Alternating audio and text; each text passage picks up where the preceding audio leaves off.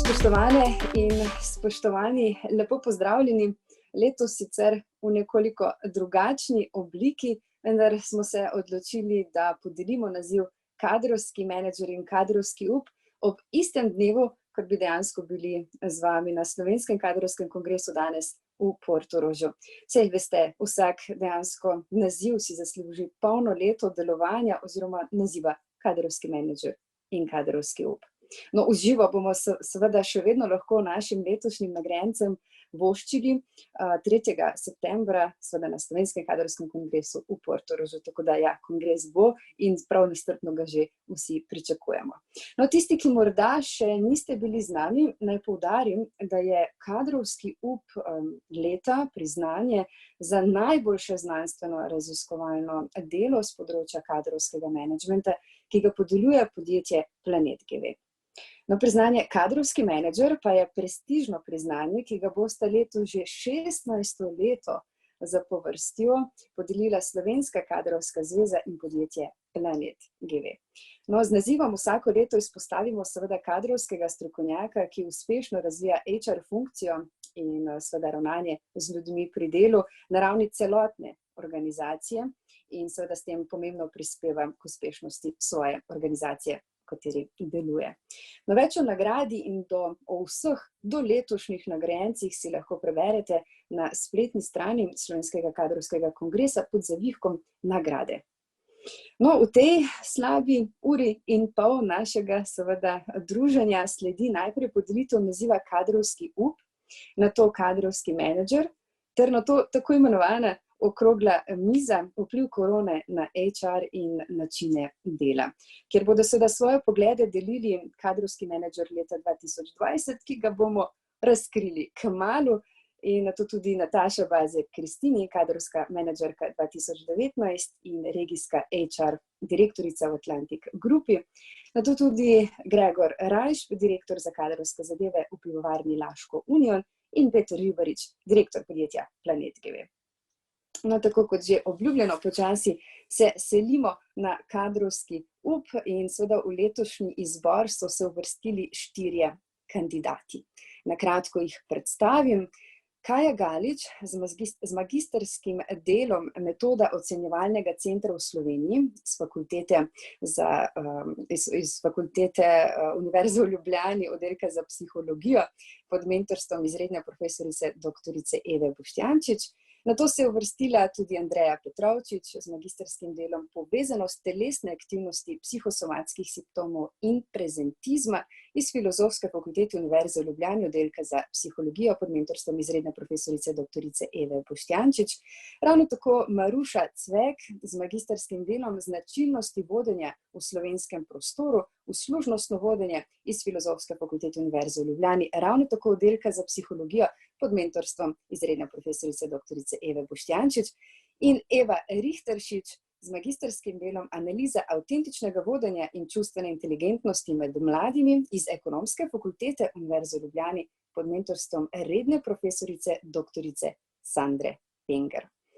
No, verjamem, da smo ob takšnih znanstveno-raziskovalnih delih polni pričakovanja, kdo pa je letos kadrovski up, in komisija ni imela lahkega dela. No, zdaj pa dejansko najprej predlagam, da vidimo kandidate, torej njihove predstavitve najprej.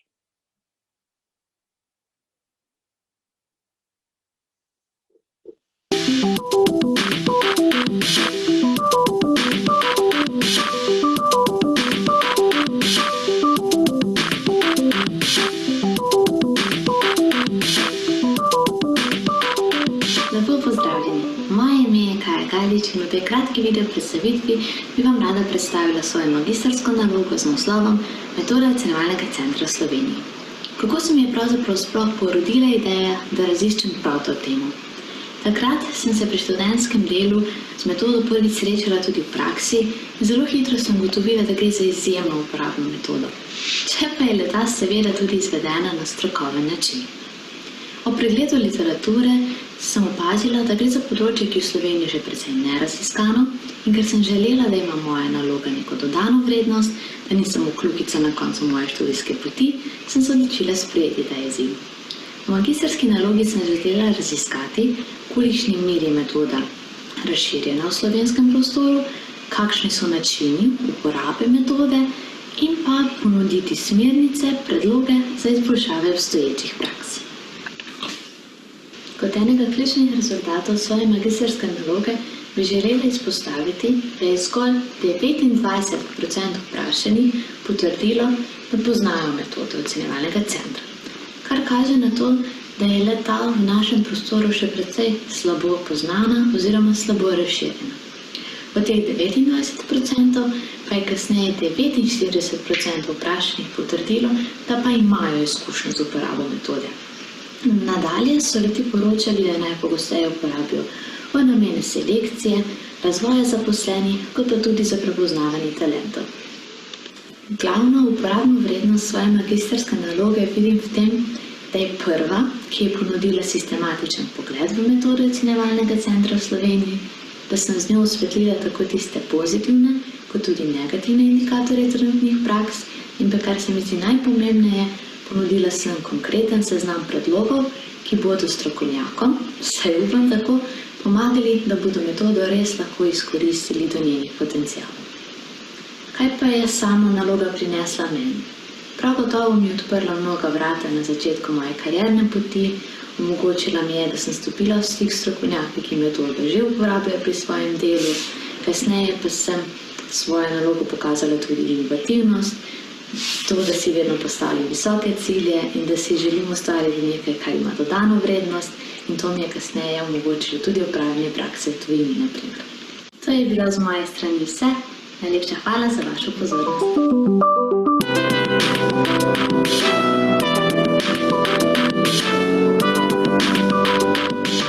Pozdravljeni, torej kako je ideja za naloga nastala. Jaz sem želela v raziskavi povezati vsa 3 področja, ki so mi najbližje. To so organizacijska psihologija, zdravstvena psihologija in pa psihologija športa in rekreacije. Specifično sem se potem usmerila na preučevanje povezanosti telesne aktivnosti, psihosomatike in prezentizma, ker je to še precej neraziskano področje. Zdaj, v prvi vrsti je bil namen naloge zagotovo osvetliti problematiko prezentizma, potem pa tudi v bistvu raziskati vlogo telesne aktivnosti pri obvladovanju psihosomatike in prezentizma pri zaposlenih.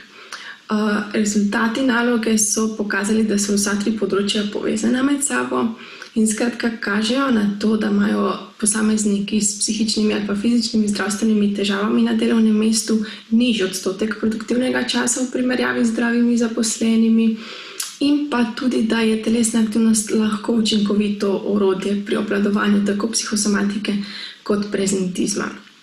V katerih primerih je naloga uporabna v praksi, mislim, da se v času te epidemije še bolj kot kadarkoli prej zavedamo, kako ključno je zdravje in da so zdravi zaposleni v bistvu osnova, cilj vsake organizacije in je posledično so izsledki te naloge aktualni in uporabni za čisto vsako delovno področje in vsako organizacijo, ker je prezentizem skrit problem, je pa definitivno prisoten v vseh organizacijah. Kako me pisanje naloge pomagalo na moji karierni poti? Jaz sem za potrebe zbiranja podatkov kontaktirala res ogromno podjetij in navezala tudi precej stikov. Posledično se še enkrat zahvaljujem res vsem kadrovnikom, ki so mi pomagali in delili vprašalnik med zaposlene.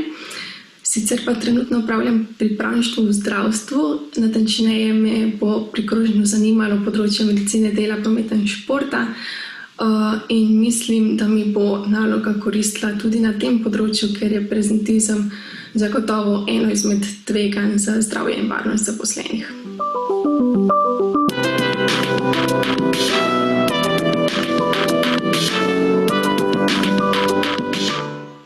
Živjo, sem Maruša Cvek, sem magistra psihologije in sem se v svojem magistrskem delu ukvarjala z uslužnostnim vodenjem v slovenskem prostoru. Po pregledu literature sem namreč ugotovila, da so značilnosti uslužnostnega vodenja skladne z značilnostmi slovenske kulture, pa vendar je tovrsten stil vodenja pri nas slabo raziskan. V magistrskem delu sem zato uslužnostno vodenje obravnavala celostno, in sicer od teoretičnih izhodišč, kjer sem predstavila značilnosti in jih razlikovala od drugih stilov vodenja, do prakse, kjer me je zanimalo, ali se vodje vedejo v skladu z značilnostmi uslužnostnega vodenja, ali si v zaposleni sploh želimo, da bi se vodje vedli na ta način in ali se želja razlikuje glede na spol in starostno skupino, v katero so spadali udeleženci. Ugotovila sem, da se vodje v tem trenutku najpogosteje vedejo v skladu z značilnostmi drugih stilov vodenja. In sicer usmerjeni so v cilje in usmerjeni so v dosežke. Se pa vsaj občasno vedejo tudi način, ki ga predpostavlja uslužnostno vodenje. Udeleženci so izrazili željo, da bi se vodje morali pogosteje vesti na način uslužnostnega vodenja. In sicer bi se najpogosteje, skoraj vedno, morali vesti moralno-etično, pravično in na način, ki spodbuja sodelovanje. In ravno to je temelj uslužnostnega vodenja. Ženske si bolj želijo uslužnostnega vodenja kot moški, med generacijami oziroma starostnimi skupinami pa ni bilo razlik. Rezultati moje raziskave so uporabni, saj kažejo na to, da je potrebno poleg konkurenčnosti, usmerjenosti v cilje in dosežke pri vodjah spodbujati tudi vedenje, ki je značilno za uslužnostno vodenje. Da je potrebno pri razvoju upoštevati tudi mnenje zaposlenih in da je potrebno izhajati iz razkoraka med trenutnim in želenim stanjem. Pri pisanju mojega magistrskega dela je velik del obsegal zbiranje podatkov. In ravno pri tem sem zgradila svojo poslovno in socialno mrežo, saj sem kontaktirala ljudi preko LinkedIna in Facebooka. In ponovno se zahvaljujem vsem, ki ste se odzvali mojemu povabilu in posredovali informacije.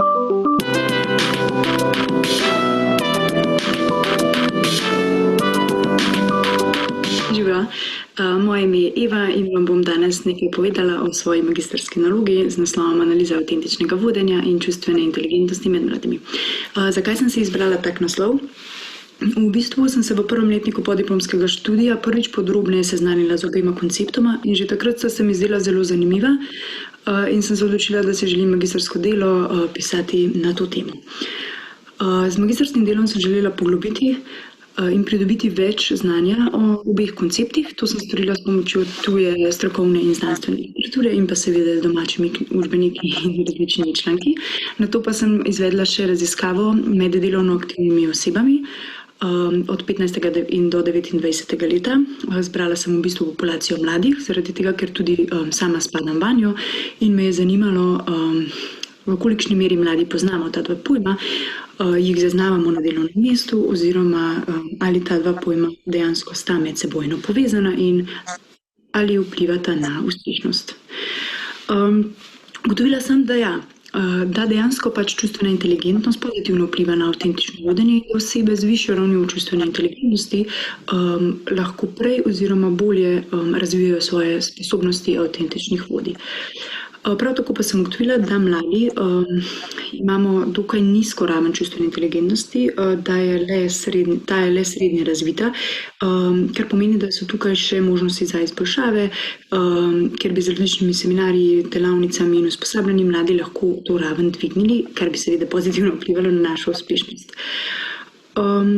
Naloga je zelo uporabna v praksi, ravno zaradi tega, ker je ena izmed prvih, ki preučuje mlade delovno aktivne osebe in pa zaradi tega, ker na koncu navajam tudi neka priporočila in smernice za podjetja, ki zaposlujejo mlade delovno aktivne osebe, kot naprimer, da so čustveno inteligentne delavnice zelo pomembne in pa da mladi slabo obvladujejo stresne situacije, zaradi česar so lahko potem manj uspešni na delu. Tudi meni osebno je naloga pomagala na poslovni poti. Sem namreč takoj po koncu zagovora z mentorico se zmenila, da napiševa še članek. Povezali so se z direktorico Boč instituta, tako da sem se zelo kmalu potem že spoznala z nekaterimi pomembnimi ljudmi v menedžmentu in pa pridobljeno znanje iz magistrskega dela v bistvu poskušam implementirati tudi sama na delovnem mestu in uspešno krmariti na delovnem trgu.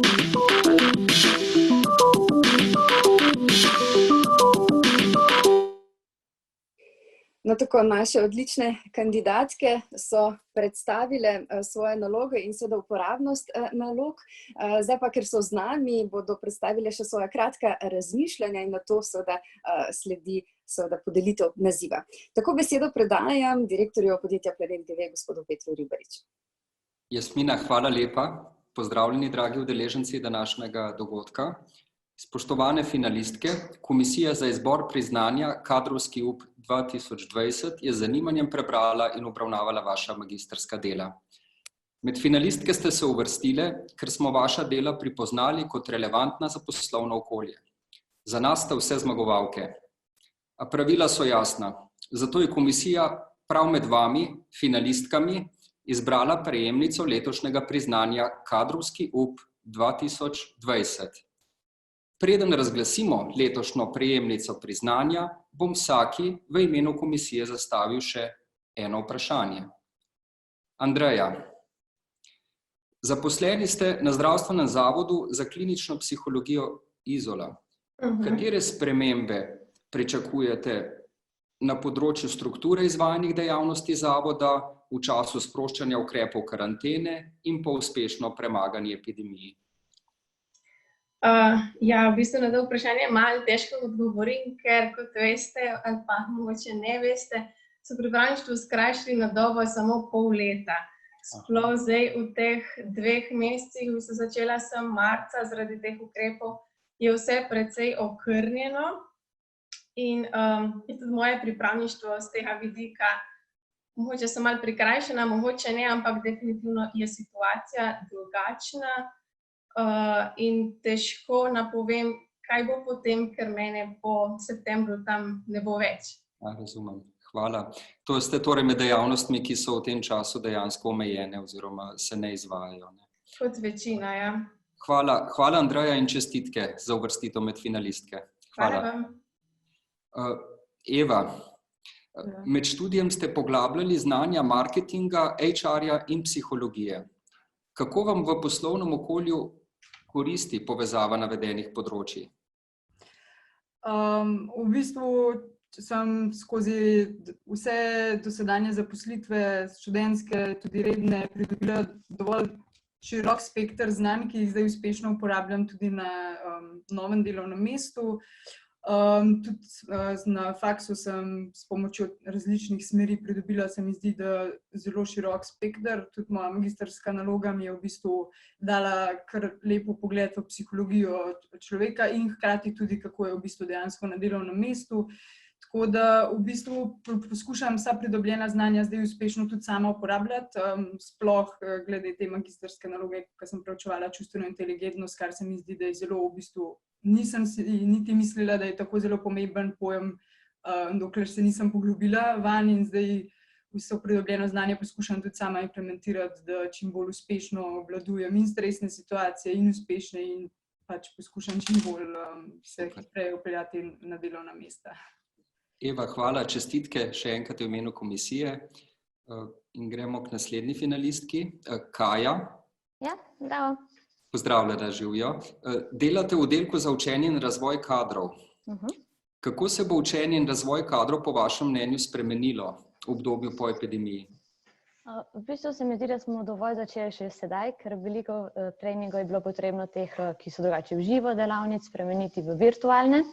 In kolikor se mi zdi grozna situacija in težka za vse ta čas, kjer se soočamo, je v bistvu tudi izjemna priložnost, saj spoznavamo vsa ta nova orodja, ki so na voljo, razne te stvari preko interneta. Tako da v bistvu zdi se mi, da bo veliko stvari šlo tudi v to virtualno sfero in da bomo te pripomočke, ki so na voljo že kar nekaj časa, začeli tudi uporabljati. In pa zdi se mi tudi priložnost za celo našo funkcijo, da res se tudi zdaj v tem obdobju vidi, kako pomembni smo, kako s svojimi znanji prispevamo k tem preobratu v bistvu. Hvala lepa, čestitke v imenu komisije. Ja, ta korona nas bo dejansko kot družbo popolnoma digitalizirala. Hvala lepa, Kaja. Maruša, še vam zadnji, pozdravljena, še vam zadnji, vendar ne nazadnje, zastavljam eno vprašanje. Zaposleni ste v podjetju, kjer izvajate HR storitve, za kar si mislim cel nabor različnih podjetij, iz različnih panog. Katere vrste potreb strank so bile za vas osebno v sedanjih razmerah strokovno najbolj zahtevne in so vas tudi strokovno najbolj angažirale? V razmerah v zvezi z epidemijo COVID-19 ali nasplošno? Tako v tem času, ki so pač zaradi nastopa neke krizne situacije. Pa ni vezano na vlaganje, po korona zakonu, vlaganje nekih prošenj za nadomestila. Se pravi vsebinsko, strokovno delo. Razumem, ja. Zdaj, v bistvu, kjer se je najbolj to poznali, predvsem na eni strani sprememba samega načina dela. Prešli smo iz tega, da delamo osebno, da smo v navezi s strankami, s kandidati, na to, da moramo biti v navezi preko videokonferenc. To je ena stvar, se pravi, kako oceniti uspešne neke kompetence kandidata, če ga ne vidiš v živo, ampak moraš v bistvu preko videokonference to izvesti. Druga stvar je potem, da je bilo ogromno nekega dela, kako ohraniti motivacijo zaposlenih potem, ko zdaj delajo od doma. Vemo, da ljudje niso vsak dan v nekem kontaktu. Se pravi, kako olajšati podjetjem oziroma kako spodbujati, da se vzdrži stik, da se vzdrži motivacija, da se vzdrži zavzetost zaposlenih.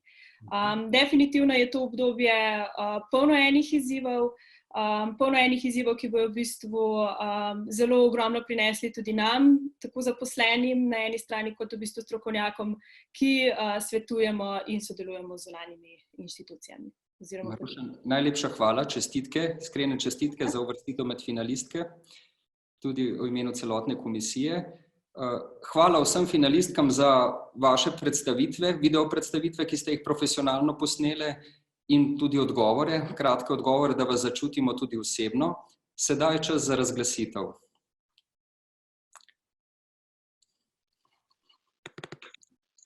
Prejemnica priznanja Kadrovski up leta 2020 je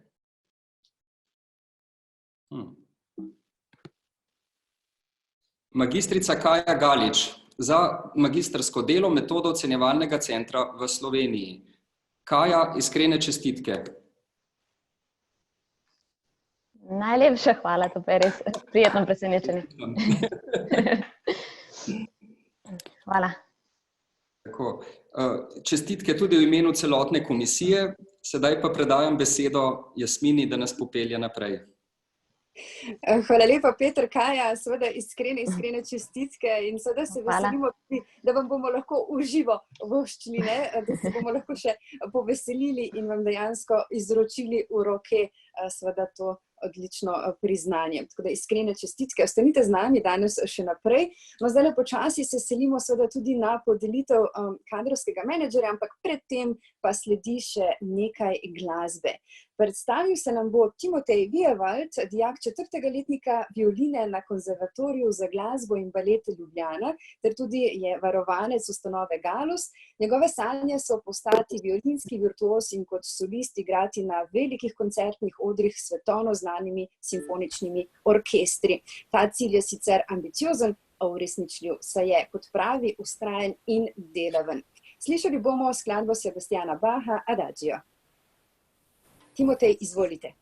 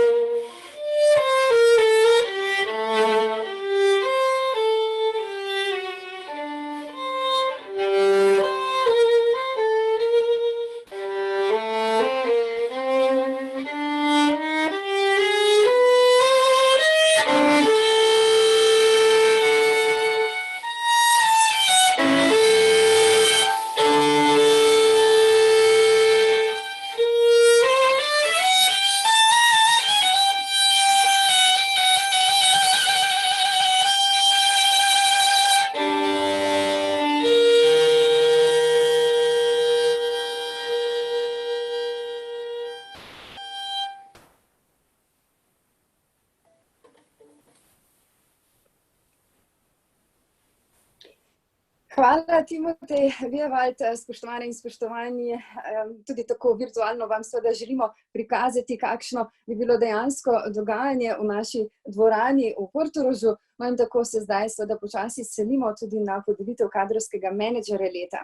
Z izborom namreč kadrovskega menedžerja leta nagrajujemo nadpovprečne dosežke HR menedžerjev, povečujemo pomen in ugled HR funkcije in vplivnost HR menedžerjev v organizacijah, ter tako širimo primere dobrih praks na področju ravnanja z ljudmi pri delu.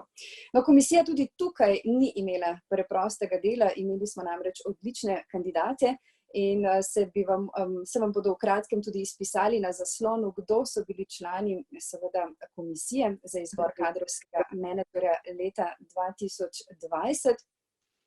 Tako jo lahko zasledite. No, čez minutko pa lepo prosim, če se nam pridruži tudi Nataša Banzija-Kristini, kadrovska menedžerka leta 2019, ki bo predala seveda svoj naziv naprej in tako bo zdaj predstavila, kdo je letošnji nagrajenec, vendar tako, da ne bomo takoj izvedeli imena. Nataša, pozdravljena. Lep pozdrav vsem. Rada bi tudi predstavila Kaji. Zdaj pa prihajamo v ta drugi del. Minutko bom predala in podelila prestižni naslov kadrovskemu menedžerju leta 2020. Osebi je z veliko poguma in prizornosti dokazal, da se da tudi v prihodnjih skupinah pogosto zavzetost je toliko visoka, kot je plačilo ob koncu meseca, da naredi še veliko več. V kratkem času je uspel dvigniti kompetenčni zaposlenih, razviti razvoja. Zavzema se za spremembe, za vpeljavo novosti in novih projektov. Veliko svoje pozornosti usmerja v razvoj mladih, saj s tem v podjetje prinaša novo energijo, nove poglede in nova znanja. Njegovo delo lahko vidimo tudi skozi vidik prepoznavnosti delodajalca, saj je v panogi vseh iskalcev zaposlitve pogosto ni zanimivo in uspel uspešno razviti blagovno znamko delodajalca, pri zaposlenih pa dosegal veliko pripadnost. Zdaj, kdo pridobi ta laskavi naslov, pa še nekaj trenutkov. Hvala, Nataša, hvala lepa. Peter Ribarič, besedo predajam vam, namreč da sledi dejansko razglasitev kadrovskega menedžerja leta. Okay. Kot vidite, držim že v rokah kipec. Kipec bomo zaradi omejitev gibanja podelili v živo, čim se razmere umirijo in začnejo sproščati. Kdo je torej letos dobitnik najbolj prestižnega priznanja kadrovske stroke? Kadrovski menedžer leta 2020 je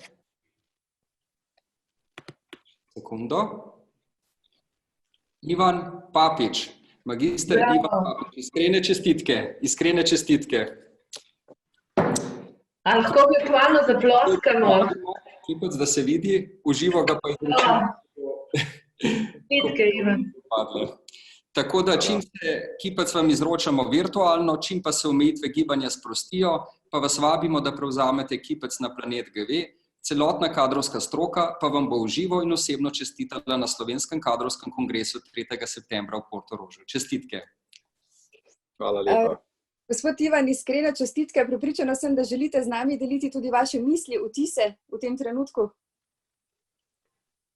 Hvala lepa še enkrat vsem za, bom rekel, to pravzaprav častno priznanje. Vsekakor. Tukaj je bilo kar veliko izzivov v samem našem podjetju, pravzaprav kako zadevo postaviti na neko mesto, kako Steklarno Hrastnik postaviti na mesto na samem polju, kjer je pravzaprav proizvodno podjetje, težka industrija, če bi se tako izrazil, kako pravzaprav imeti neko zgodbo in privabljati ustrezne kandidate v našo podjetje. Tako da tukaj predvsem veliko izziva je bilo in drznosti in podpore strani našega glavnega direktorja, da je pravzaprav nam dovolil, da smo lahko ta projekt izpeljali. Hkrati gre pa velika zahvala tudi vsem požrtvovalnim sodelavcem mojega tima, tako nekaj je bilo tudi zunanjih, da smo pravzaprav uspeli narediti neko zelo zanimivo zgodbo in tudi uspeli dokazati, da se tudi v proizvodnih podjetjih da narediti neko zanimivo, prebojno zgodbo, ki ima za sabo nek naboj, strast in mislim, da še enkrat, kot to lahko rečem, da sem počaščen za prepoznavo tega dosežka in hvala vsem. No, znova iskrene čestitke, gospod Ivan, seveda hvala za vaše misli, vaše vtise in tako sledi tako imenovana okrogla miza, ki jo bo vodil gospod Peter Ribarič. Sodelovali bodo kadrovski menedžer leta 2020, ki je zdaj bil seveda slavnostno razkrit, in sodelovala bo tudi Nataša Bazi Kristini iz Atlantic grupe in menedžerka leta 2019, ki je zdaj seveda predala svojo krono. In sodeloval bo tudi seveda Gregor Rajš, HR menedžer iz pivovarne Laško Union. Tako besedo predajam vam in srečno.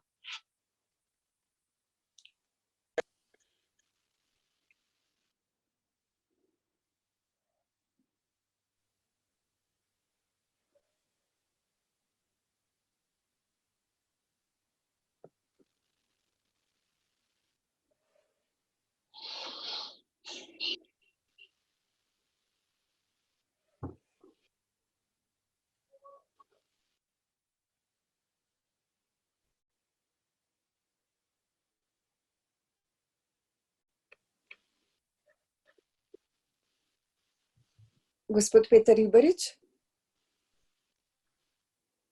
Pardon, je zvok v redu, se slišimo? Ja, zdaj se slišimo. Torej, to je tako, virtualno smo in malce takšnih usklevanj. Tako da, Peter, beseda je vaša. Ja, dragi gostje, pozdravljeni. Skupno vam je, da delujete v dejavnostih, ki se morajo neprekinjeno izvajati tudi v času epidemije in karanten. Steklarni Hrastnik zato, ker vas vežejo dolgoročne pogodbene zaveze do strank, ki hkrati tudi edine resnično zagotavljajo dolgoročno varnost vseh zaposlitev v vaši družbi. V pivovarni Laško Union in Atlantic grupi pa zato, ker delujete v industriji živil in pijač, kjer so se potrebe trga v času karantena po mojih osebnih izkušnjah še povečale, saj če sodim po vagi v doma. Vsakomu med vami bom zastavil 2 vprašanji, seveda ste pa kadarkoli vabljeni k repliki na mnenja sogovornikov. Okroglo mizo bomo zaključili z morebitnimi vprašanji udeležencev današnjega dogodka, ki nam jih bodo posredovali preko sporočil. Pa začnimo. Ivan, kako se je komunikacija s sodelavci prilagodila sedanjim razmeram? S tem mislim na kanale, obseg in njeno intenzivnost. Ja, pravzaprav se je dosedanja ali pa bom rekel predkorona rutina dobesedno obrnila na glavo.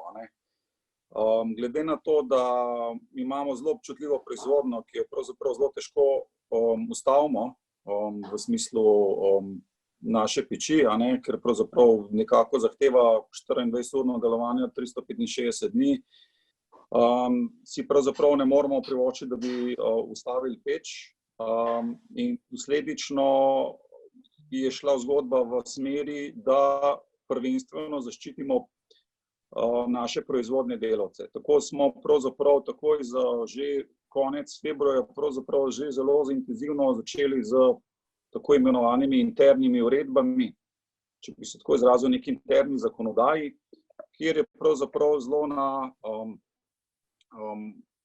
na strog način smo poskušali pravzaprav nekako izpeljati vse tiste najbolj nujne ukrepe, da zaščitimo tiste najbolj pomembne zaposlene. Tako da pravzaprav se je komunikacija šila skozi vse kanale. Dnevno smo pravzaprav objavljali na oglasne deske, objavljali na intranetu, po mailih. Vse razne ukrepe, s tem smo nekako uspeli potem tudi te neproizvodne oziroma režijske delavce poslati na delo od doma, ker so pač enostavno zadevo upravljali naprej. Omejili smo vse zunanje dostope, zunanjih izvajalcev, s tem preprečili nek stik, vse neke projekte, investicije, vse se pravzaprav čez noč ustavili, odredila pravzaprav karantena za podjetje, kjer smo želeli nekako zaščititi tisto našo celico, od potem seveda merjenja temperature, te klasike, od zaščitnih mask, razkuževanja. Uvedli smo dodatno razkuževanje prostorov, vsak dan gremo po podjetju, razkužujemo prostore. Tako da nekako smo prišli do te zgodbe, da smo potem vzpostavili zgodbo in srečo lahko do danes rečem, da nismo imeli nekega primera zabeleženega za koronavirus. Kar smo se pravzaprav zdaj naučili, pa je bilo nekako tudi zelo dobro sprejeti, samo vodstvo se je razdelilo na dva dela. Se pravi, generalni direktor, direktor proizvodne, pa jaz kot kadrovski direktor smo bili ves čas koronavirusa v podjetju. Se pravi, nismo manjkali niti en dan. In ključno sporočilo zaposlenim je bilo, da smo mi z njimi. Vsak dan smo tudi vršili obhode proizvodne, ker smo se pač odgovarjali na razna vprašanja, stiske oziroma pomisleke in smo jih poskušali sproti reševati. Zadeva se je izkazala zelo dobro, ker pač nekako so potem tudi zaposleni postali bistveno bolj umirjeni. Se veste, prve 2 tedna je bilo zelo veliko nekih neznank pa hektike, strahu. Nekako na ta način smo tudi pokazali, da je vodstvo z njimi, da niso sami v najtežjih trenutkih. Zdaj zadnji korak, kar smo se pa odločili v smislu spremembe komunikacije, je povezani ponedeljek, pravzaprav kjer skozi Teamse nekako delimo vse, kolegi vodstva deli vse ključne informacije, ki so pomembne za delovanje podjetja. Imamo nova naročila, kaj se dogaja z odpremami, kaj z zaščitnimi maskami in skratka, kakšni so izgledi za naročila za naprej. Skratka, to je zdaj še zadnja nekako v seriji, pravzaprav do zdaj, ne bomo videli, kako se bo zadeve peljale naprej, ampak je bil kar en tak zelo velik preskok in pravzaprav, če smo obrate, da na 1000 obratov pravzaprav. Hvala Ivan. Tako me je impresioniralo tvoji zaključki, da ste šli iz skrbi za delovanje peči takoj na skrb za zaposlene, ki je ključna, in da ste to dali v ospredje. Tudi to vodenje z zgledom, da ste zagotovili vašo prisotnost vodstva vse dni v mesecu, vse koledarske dni v mesecu, to je izredno pomembno, kajti ljudje vidimo, kaj delajo vodje in se tako tudi obnašamo. Tako da te iztočnice bi tudi prenesel naprej na Gregorja. Gregor, ste del globalnega koncerna. Kakšni so pa izzivi pri vas, ko v bistvu dobivate verjetno neke usmeritve iz matice, iz holdinga za delovanje, te usmeritve morate uskladiti z predpisi in odredbami lokalnem okolju in hkrati seveda delati tisto, kar je najbolj ključno, skrbeti za zaposlene in zagotavljati proizvodnjo. Hvala za vprašanje. Najprej lep pozdrav vsem skupaj. Pa iskrene čestitke Ivanu za nagrado, ki je ravnokar prejel. Mogoče multinacionalka Heineken je mogoče v tem kontekstu malce drugačna, ker vseeno dopušča veliko, bom rekel, decentraliziranega delovanja, torej prepušča veliko tega samostojnega delovanja, se pravi vsakemu podjetju, vsaki državi posebej, vsaki pivovarni posebej.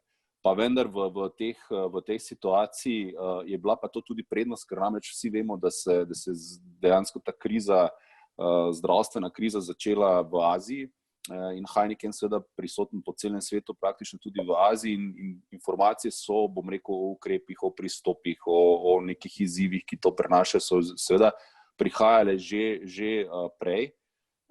Že tam, bi rekel, okrog 15. januarja, pa mogoče že na začetku leta smo se o tem pogovarjali in seveda smo pač predvsem v začetku sledili tistemu, kar smo seveda dobivali informacij iz globala, najprej, bom rekel, azijskega dela, pol pa seveda takoj iz sestrskega podjetja v Italiji. In začeli v bistvu z ukrepi že tam pred začetkom šolskih počitnic, zimskih počitnic v Sloveniji. In ti ukrepi so predvsem bili osveščanje zaposlenih o tem, da okolikor potuje v tako imenovane rizične predele sveta, ker vedeli smo, da so počitnice pred nami in da bodo verjetno veliko potovali na smučanja v Italijo, nismo vedeli, kam se bo to naprej razvijalo in tako naprej, da nas naj seveda obveščajo o teh potovanjih in okolikor, ko se vrnejo, se pravi, nas o tem obvestijo, prepoznamo, da je šlo za mogoče potencialno nevarnost za prenos okužbe, smo potem takoj v bistvu zaposlenimi dogovorili, da ostajajo v neki samoizolaciji, karanteni, in te izrazi se tako prepletajo, težko jih je pravilno izbrati, ampak dejansko smo ljudi prosili, da ostanejo doma, okolikor in v tistem času mogoče še to bilo mogoče, tudi obiščejo osebnega zdravnika, pogovorijo z zdravnikom, dobijo tam priporočila in seveda to, kar so ostajali doma, so v resnici ostajali doma na bom rekel, 100% nadomestilo plače. Torej, nekateri so se odločili za koriščenje dopusta, sicer pa koriščenje ur ali pa celo koriščenje ur v tistem obdobju v minus.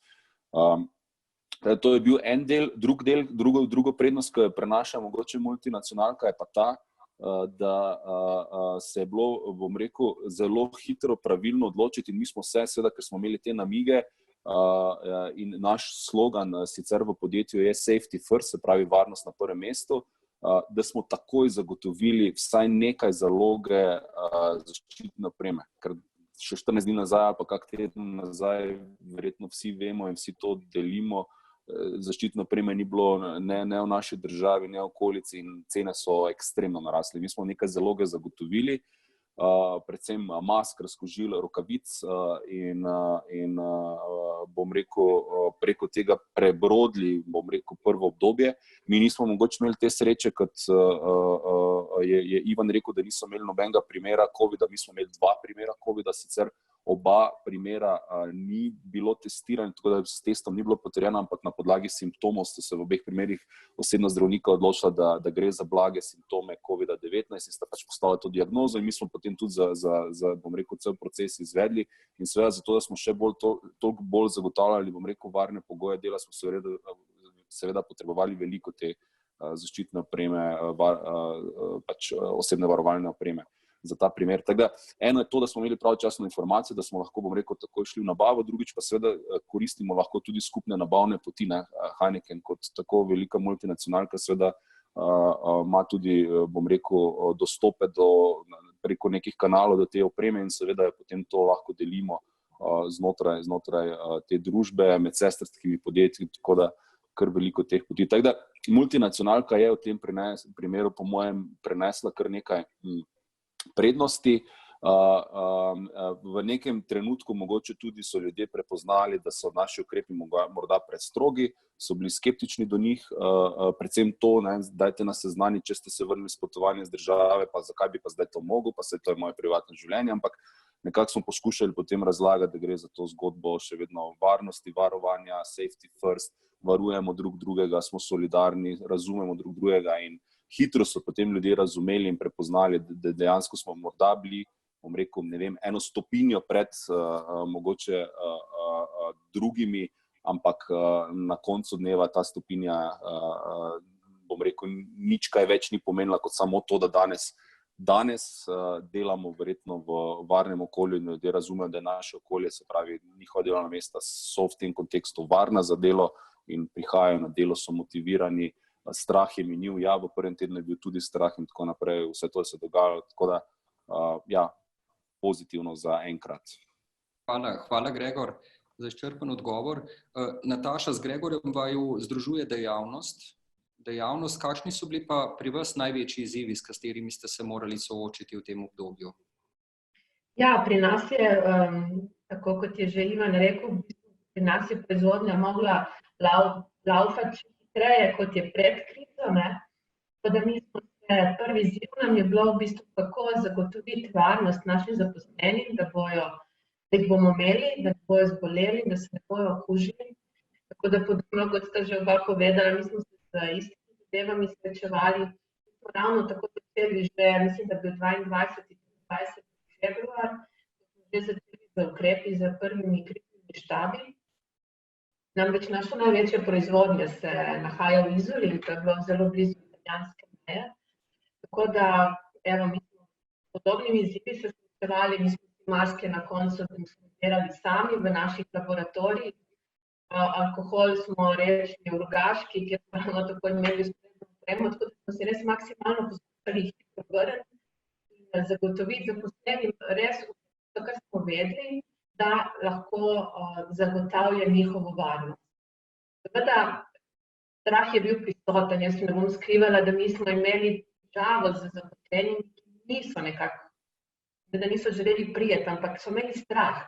In je bilo veliko komentarjev, zakaj jaz moram priti, zakaj pa drugi lahko delajo doma. Tregam za to, da se okužim jaz, da okužim mojo družino. Mislim, tega je bilo veliko. Mi smo potem se soočali. Veliko smo vlagali v komunikacijo, v informacije. Dali smo jim potem tudi zaščitna sredstva za domov, tako da so lahko v bistvu to tudi nesli domov, zaščitili še njihove družinske člane. Mi smo imeli na srečo nobene okužbe, tako da smo potem po 2 tednih zadeva se normalizirala in bom rekla, tudi zaposleni niso več imeli strah. Mi smo ravno tako v marcu, ko so bili, bom rekla, te prve okužbe in ko so otroci ostali doma, smo seveda, je bilo naše glavno sporočilo zdravje na prvem mestu, tako pri vseh ostalih predvidevam. Pa smo pa rekli, vsaj v marcu želimo biti solidarni in z vsemi zaposlenimi, ki imajo več dela in tisti, ki imajo manj, ki smo želeli, da prejmejo enak dohodek. Tako da smo, bom rekla, na vse načine poskušali zaposlene miriti in jim pomagati. Hvala Nataša. Vsi ste izpostavili to v bistvu skrb za zaposlene, pomemben, bistveno povečan poudarek zagotavljanja zdravja in varstva pri delu. Dobro, proizvodne organizacije se morate s tem področjem ukvarjati seveda tudi v normalnih razmerah, v teh razmerah pa še toliko bolj. Je pa še verjetno nastopilo še do dodatnih izzivov, kjer bi Ivana malo vprašal, da nadgradi razmišljanje pa odzive.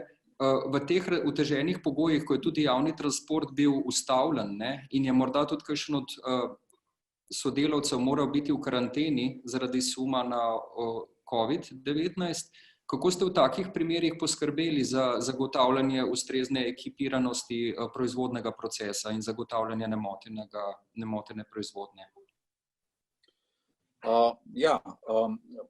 Kot prvo, kot sem že prej omenil, ključno je, da ohranimo proizvodnjo. Tudi znotraj proizvodnje smo si določili določene prioritete. Nekako ohranili smo tisto res core jedro, se pravi strojnike, ki delajo na strojih in pregledalke, ki delajo na hladnem delu, ko pobirajo pravzaprav izdelke iz linije. Znotraj proizvodnje imamo tudi potem pregledalke oziroma dvojni pregled, kjer je pač tudi vključeno invalidsko podjetje.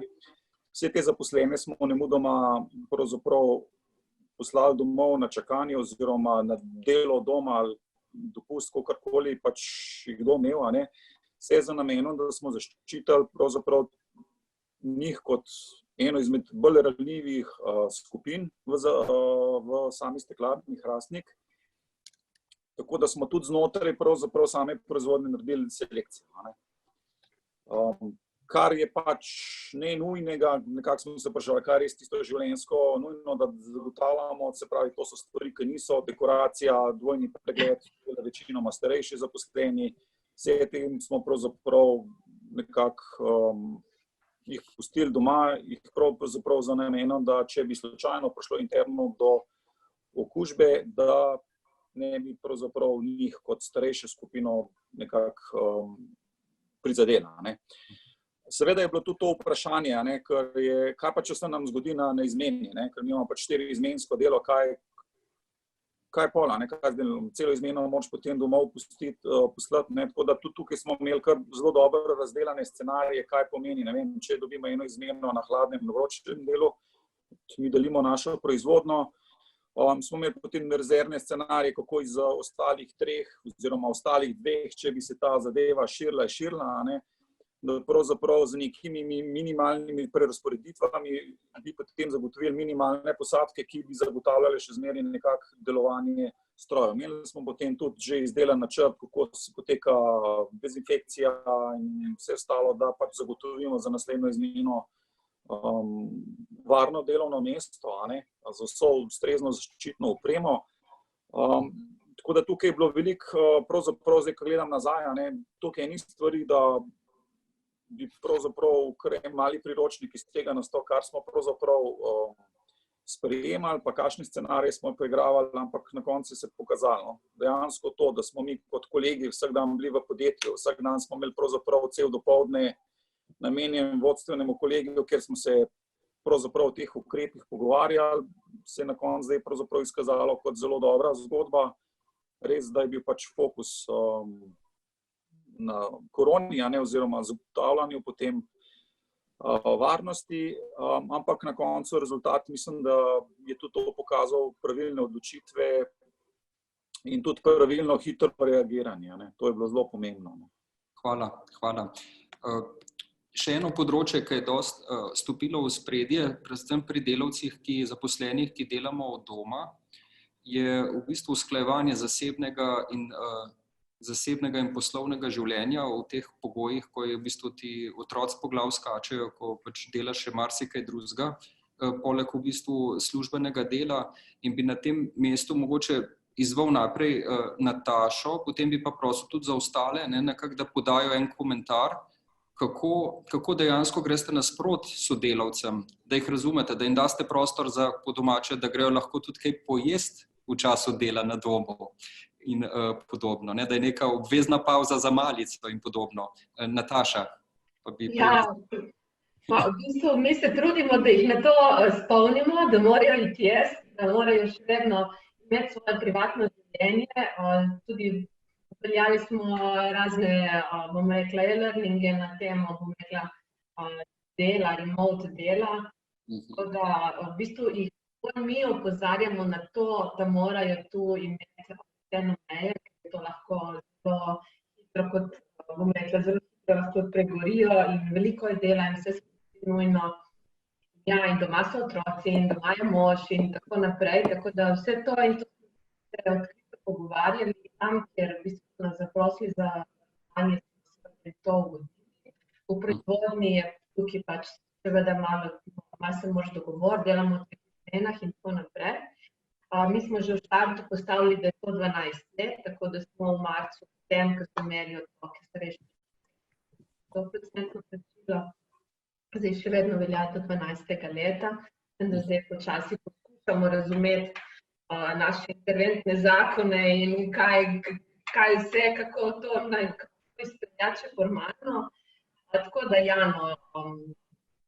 bom rekla, da jih bolj mi opozarjamo, kako pa, da bi bilo obratno in definitivno to spoštujemo. Vidimo pa tudi, da se vsi, ko mi čakajo prijetno dan. Ja. To je nekaj, kar smo do 50 posebej, po mojem času. Hvala, Nataša. Gregor, kako je pa pri vas glede tega v bistvu nekih smernic, dela na domu, sklicevanja sestankov, da se da v bistvu zaposlenim sodelavcem, ki delajo od doma, nek možnost, da tudi zadihajo, da upravijo privatne, fiziološke obveznosti že? Jaz lahko najprej rečem, sem to čisto moje oseben pogled na delo od doma v teh okoliščinah, da je to sam en velik disaster. In jaz, kolikor se le da, bom rekel, dobesedno pobegnem v eno ali drugo pivovarno in sem potem tam. Res je težko usklajevati otroke, šolo, kosilo, vse klice, ki prihajajo iz vseh koncev in krajev, zgubi se občutek za bom rekel, nekak delovni čas, pa predvsem ločnico, kaj je, bom rekel, privatno ali pa zasebno, kaj je kaj je delo, se pravi, ta work-life balance je res pod vprašanjem. Tako jaz to občutim in tudi pri nas se pravi, to ni podjetje, v katerem bil, bom rekel, ta work from home ali pa remote work razvit in dejansko se je moralo to zgoditi čez noč. In jaz se dobesedno spomnim trenutka, ko je nekako meni se prižgala, bom rekel, tako lučka, zdaj pa moramo mi 100 ljudi poslati delati od doma. In potem, kaj vse se je pletlo. In to je bil trenutek, verjetno se ga vsi spomnimo, ko se je prva šola v Sloveniji zaprla zaradi nekega pozitivnega primera. V tistem trenutku sem jaz takoj v bistvu krizni tim sklical in predlagal, da se pravi, takoj pošljemo vse ljudi, ki jih lahko na delo od doma. Že predtem smo seveda preverjali, bom rekel, vse možnosti od tega, koliko imamo nekih prenosnih računalnikov na zalogi, do tega, ali bodo funkcionirali vsi ti IT protokoli od doma in tako naprej, kaj bo orodje za komunikacijo. To smo že vse prej vedeli, ampak smo čakali. No in dobesedno tistega trenutka sem jaz čez noč za ekipo sestavil nek priročnik ali pa guidance za vodje, kako naj vodijo time remotely, ne. Ključno tam je bilo, se pravi, razumite, se pravi, da tudi doma mora obstajati delovni čas, da imajo ljudje v večini doma ali otroke, ali svoje partnerje, ali kogarkoli, s katerim imajo neko interakcijo, da ni nujno, da imajo urejene, bom rekel, prostore za delovna mesta, ne, da se treba to prilagoditi. Potem dajte z zaposlenimi, se pravi, s temi kolegi, kolegicami popisati aktivnosti, dnevne aktivnosti, ne, točno zapisati, kaj so dnevne aktivnosti, jih poskušati zmeriti vnaprej v času in to delati iz dneva v dan.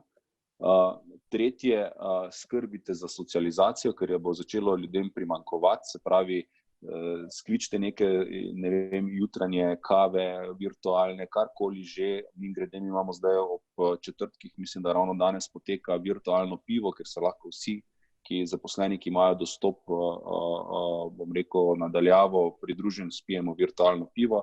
Se pravi, neka taka, se pravi, trenutke za socializacijo. Ves čas pa v bistvu zdaj poskušamo ta napotila, te smernice v bistvu nadgrajevati z nekimi, bom rekel, feedbacki, ki jih dobivamo od ljudi in pa opozarjamo, ker to se izrazito opaža, opozarjamo vodje, dajte narediti nek cut, se pravi, ne vem, določite 1 uro, ko je cut, ko se komunikacija preneha, zato da se lahko ljudje, bom rekel, še tudi posvetijo svojim, bom rekel, pač tistemu zasebnemu delu, ki jih pač čaka, ne.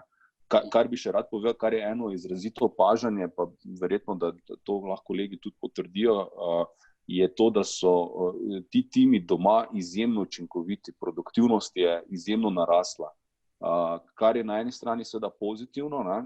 Na drugi strani pa jaz vidim tudi tukaj nevarnost za, bom rekel, fazo po tej zdravstveni krizi, ker nas čaka verjetno tudi kriza v ekonomskem smislu, ne, se pravi neka recesija in takrat bodo ti timi, po mojem, izčrpani, če bodo ves čas, bom rekel, delali na taki visoki učinkovitosti, zato posebej zdaj, bom rekel, razmišljamo, kako zdaj nekako dejansko malo protislovno se sliši, ampak to učinkovitost držati vsaj na nekih 100%, ne pa da gremo ves čas ekstra mal, ker bomo te rezerve še verjetno v naslednji polovici leta, bom rekel, potrebovali, da bomo pa seveda reševali druge vrste krizo, ki nas čakajo.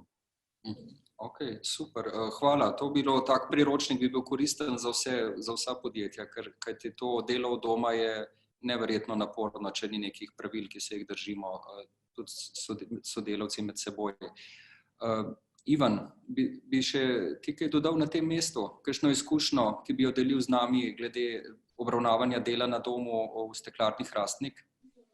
Ja, vsekakor, no, vidim, da tudi Gregor kar določene podobnosti, vidim, z Gregorom lahko povzamemo, ne.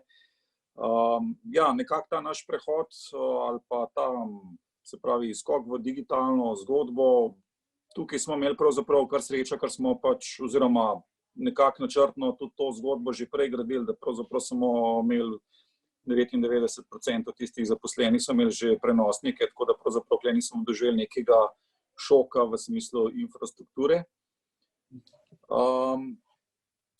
Vsekakor se je pa potem pokazalo, da tako kot je, ta sama učinkovitost, jaz vidim, da se od doma veliko naredi, je pa izvem, da je pravzaprav to ni tisto klasično delo od doma, ki smo si ga pač predstavljali pred krizo, ker sem pač jaz sam doma, imam pač čas za malo kofi, malo za takole, pa še naredim par telefonov in to je to. Se pravi, doma imaš krat 2 oziroma krat 3 pravzaprav obremenitev. Tako da ja, smo se potem tudi mi na vodstvenem kolegiju pravzaprav pustili podučiti, kako pravzaprav to zgodbo nekako zapeljati, dati potem tudi navodila našim ostalim vodjem, pravzaprav tudi ostalim zaposlenim, da nekako pravzaprav ta njihov ritem normalno funkcionira. Zagotovo se je pokazalo, da mogoče na začetku vsak rekel, ok, pa težava, zdaj, ki je že 5. teden, zdaj že vsi, ja, kdaj bomo prišli nazaj in pravzaprav se že nekako ljudi želijo, se pravi, vseeno, ta socializacija pa vseeno manjka. Sicer se tako lahko pogovarjamo, ampak ljudi smo pač taka družabna bitja, se radi družimo oziroma gremo skupaj in tukaj je ta problem. Kaj pa bom vseeno videl kot neko pozitivno zgodbo post-korona? Razmišljam pravzaprav, da bi kar določene sodelavce jim omogočili trajno, pravzaprav, da si izberemo pač tiste dneve, ko moramo biti pač v pisarni, ostale dneve pa, da naredijo zgodbo doma. Ampak takrat ne bo otrok, ne bo moža, ne bo kosil, dobro kosilo se bojo sami pa lahko v miru naredili, ampak neverjetno se pravi, pokazali se je ta, kako pravzaprav hitro smo se adaptirali na ta digitalni svet, se pravi, internet je prenesel, skratka, nič ni crashal, vse deluje, hkrati pa neverjetno učinkoviti, vsi pač delajo, vsej pač poskušamo se nekako tudi nekaj poročila imeti, da vidimo, kaj pač kdo kaj počne, zato da potem se lahko pogovarjamo, smo potem tudi po tistih, bom rekel, prvih 2 tednih nekako uvedli nazaj tiste redne sestanke oziroma prilagodili jih terminsko, tako da smo se vsaj začeli prek virtualno malo družiti pa pogovarjati, pa malo pogledati skozi okno, kaj se dogaja na vrtu in take stvari. Ja, hvala. Hvala. Zdaj, zanimivo je to, v luči današnje diskusije zdaj malo bolje razumem odločitve nemške vlade in pa tudi španske, da bojo šole odprli, ker drugače bomo starši znoreli, je prehudo tole. Čeprav iz vidika epidemiologov malo nelogično, da se šole odpirajo, ker je to čisto gojišče, vendar pa za uskranjanje zdravega razuma in pa rekel, da ne pregorimo vsi, je pa to nujno potrebno. No, zdaj, z vidika strani udeležencev smo dobili še en navdih za zadnje zaključno vprašanje, ki bi ga zastavil vsem vam in lahko se kdorkoli javi. Izhajate iz uglednih podjetij, kjer ste ukrepali tako, kot je treba. Postavili ste v ospredje skrb za zaposlenje, skrb za njihovo zdravje, izredno ste povečali dalje skrb za komunikacijo, za potrebe zaposlenih. Kaj pa širše družbeno okolje?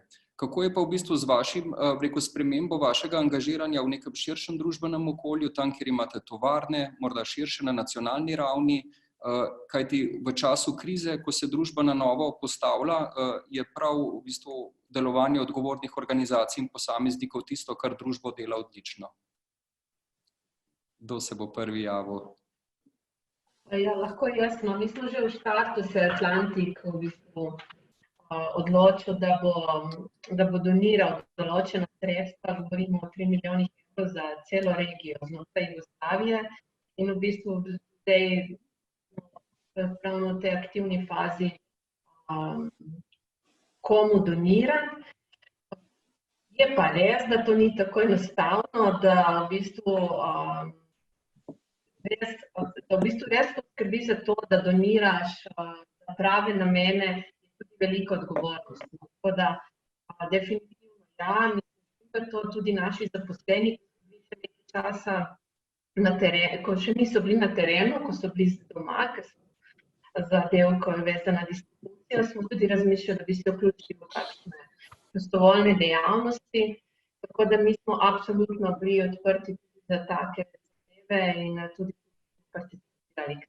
Zdaj moramo res razmišljati zdravi mi, zdravo naše delo, zdravo podjetje, zdravo okolje. Zdi, da nas je to naučilo ene malo širše perspektive in malo širše. Hvala, Nataša. Gregor? Ja, mislim, veliko je tega pač v neki naši politiki, te trajnostne naravnanosti je za nas pač okolje, v katerem delujejo naše pivovarne, pa tudi ne nazadnje država, v kateri smo, spravi, če gledam z vidika Heinekena, v bistvu vseh državah, v katerih se pojavi, pač zelo pomembno in poskuša vračati družbi veliko. Tako da v tem pogledu nikakor nismo zdaj v tem obdobju, bom rekel, popuščali. Še naprej, bom rekel, predvsem mogoče skozi sponzorstva podpiramo pač naše sponzorirance in tukaj nismo delali nobenih korakov nazaj. Prepoznali smo nekaj pač ključnih s tem časom, s temi dogodki povezanih trenutkov, v katerih smo lahko pripomogli, pa naj si bo to z nekimi manjšimi donacijami, bom rekel, brezalkoholne pijače, vode in podobnega, bom rekel, predvsem zdravstvenim delavcem in tako naprej. Priključili smo se nekim zgodbam z nabavo respiratorjev, donirali smo sredstva za, se pravi, tiste šolarje, ki mogoče nimajo možnosti, da bi imeli doma tehnično opremo, da bi se lahko šolali od doma.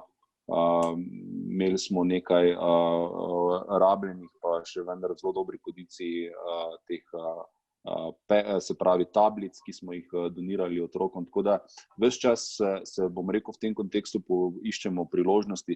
Ena od takih priložnosti je tudi recimo pri našem procesu dealkoholizacije naših 0,0 produktov, seveda kot stranski produkt nastane alkohol, ki je sicer zelo zapečaten in FURS želi, da steče v kanal, pa danes v nekem trenutku je, bom rekel, bilo to zelo pomembno, zato da se lahko iz tega proizvaja razkužila. Mi še nismo sicer tako daleč, da bomo zdaj, ampak smo zelo blizu, da pa bomo to potem donirali ustreznim institucijam, recimo neka naša sestrska podjetja, pa vem, da na dnevni ravni donirajo velike količine, bodisi civilni zaščiti, vojski, komorkoli že, ki pač to potrebuje. Tako da poskušali smo prepoznati, bom rekel, vse tiste elemente, kjer smo lahko prisotni. Mogoče pa še tisto, kar smo pa od samega začetka pač tudi nekako zaposlenim poskušali sporočati, je pa to, če sledite ukrepom, se pravi za preprečevanje širitve tega virusa sami pri sebi in v podjetju in ste potem zgledni tudi, ko greste, bom rekel, domov izven in seveda o tem podučite svoje prijatelje, družino in tako naprej, potem bomo tudi kot družba hitro postali varni oziroma bomo to širjenje prej ustavili. Ta komunikacija pa že od samega začetka bila zelo pomembna in tudi mislim, da to je en doprinos, ki pa verjamem, da smo ga seveda vsi poskušali imeti in pač dajati tudi družbi nazaj, ne samo pivovarna, ampak dejansko vsa podjetja, ki so aktivna v tem obdobju. Hvala lepa. Prav je, da zaključimo z Ivanom, letošnjim nagrajencem, prejemnikom nagrade Kadrovski menedžer. Ivan, zaključne misli na podano vprašanje? Ja, tudi mi smo se nekako obrnili seveda na naše lokalno okolje, ker pač tudi delujemo in tudi z njim sodelujemo. V najbolj tistih kritičnih trenutkih smo darovali maske, razkužila za dom starostnikov v Trbovljah. Dali smo bili tudi v iniciativi za nakup respiratorja za bolnico Trbovlje, tako da smo tudi tukaj donirali sredstva za nakup. Darovali smo zaščitne kombinezone za zdravstveni dom Trbovlje, vstopna točka, tako da pravzaprav smo šli zelo aktivno z našo lokalno skupnostjo, tem, ker so pač potrebovali pomoč. Imeli smo pač določene sposobnosti oziroma vire, da smo pač te stvari dobili prej kot oni, tako da smo jim pač na ta način lahko pomagali, da so vsaj lahko upravljali normalno tisto dejavnost za ostale širšo družbeno skupnost. Hvala lepa. Hvala, čestitke Ivan, še v imenu celotne komisije, cele stroke, čestitke k prejemu naziva. Hvala lepa, še enkrat. Menedžer 2020. Čestitke in zahvala vsem ostalim dvema kolegoma, Nataši in Gregorju, za iskreno in poglobljeno razpravo. S tem zaključujemo današnje druženje. Vabim vas, da se nam pridružite 3. septembra na Slovenskem kadrovskem kongresu v Portorožu, ki ga organiziramo skupaj s Slovensko kadrovsko zvezo. Osrednja tema letošnjega kongresa so paradoksi sedanjosti. In ni večjega paradoksa, kot je sedanje stanje v družbi. Celotno družbeno-ekonomsko življenje naj bi se za trenutek ustavilo, a v tem obdobju imate HR strokovnjaki neprimerno več dela ter izzivov kot kadarkoli v preteklosti. Zato vabim vas, da pridete v Portorož septembra, se udeležite Slovenskega kadrovskega kongresa in skupaj bomo nazdravili prispevku HR stroke k uspešnemu obvladovanju koronavirusa. Hvala, ker ste bili z nami in ostanite zdravi. Hvala. Srečno. Srečno. Ja. Živjo. Hvala.